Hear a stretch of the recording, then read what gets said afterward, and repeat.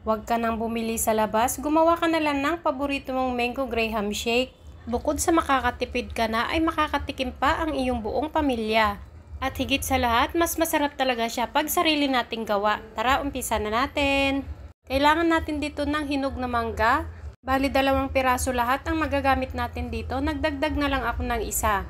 Hiwain lang natin. Make sure po na hindi maasim yung ating gagamitin. Hiwa-hiwain lang natin ito into cubes. Depende na sa inyo kung anong gusto ninyong hiwa.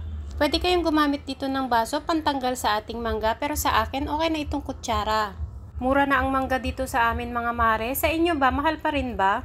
Sa ibang lugar, tinatapon na lang nila. Nakakalungkot naman. Kawawa naman yung mga nagtatanim ng mangga. Ayan, ito lahat nakuha ko. Bali 2 pirasong mangga ito. Sa ating blender, ilagay na natin dito yung ating hiniwa na mangga. Then, maglalagay tayo dito ng 1 cup ng condensed milk. Mango flavor ito. Meron pa kasi akong natira sa ref, kaya ito na lang ang ginamit ko. Pero pwede kayong gumamit dito ng ordinary lang na condensed. Then, maglalagay tayo dito ng 1 can ng evap milk. Then, maglalagay tayo dito ng yellow. Ginawa ko lang ito. Wala kasi akong ice crusher ba tawag doon. Ayan, dinurog-durog ko na lang siya ng maliliit. Tansyahin nyo po yung ilalagay nyo, pero yung isang plastic na yellow, konti na lang ang natira ko doon. Ayan, i-blend lang natin siya ng ilang segundo. Ayan, okay na ito. O, diba ang dami kong nagawa mga mare? Ayan, assemble lang natin. Kailangan lang natin dito ng 1 pack ng crushed graham. Maglalagay lang tayo dito ng tig 2 kutsara ng crushed graham, then magbuhos lang tayo dito ng mixture. Then, another 2 kutsara ng crushed graham ulit. Then, buhos tayo ulit ng mixture.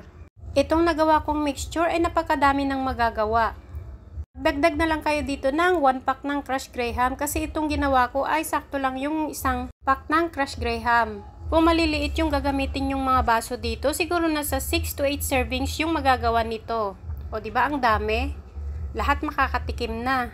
Magtira din pala kayo ng konting mangga para mas maganda namang tingnan, may topping siya sa ibabaw. Ayan, gumawa lang ako ng 3 dito dahil 3 lang naman kami dito sa bahay. O diba, busog na kami niyan. Sulit na yung merienda namin. May tira pa nga, halos kalahati na mixture. Nilagay ko na lang sa ref. Sa susunod na araw, gagawin na lang namin ulit. O diba, meron na tayong homemade mango graham shake. Paborito din kasi namin ito, kaya kung minsan pasalubong ko sa mag-ama ko, ito yung binibili ko. Di ko akalain, ganito lang din pala siya kadaling gawin. Yun nga lang, wala siyang ice cream. Yung nabibili ko kasi ay meron silang nilalagay na ice cream. Tikman na natin. Yung complete ingredients po natin ay ilalagay ko na lang po sa description box below. Maraming salamat po sa panonood. Bye! Hanggang sa susunod!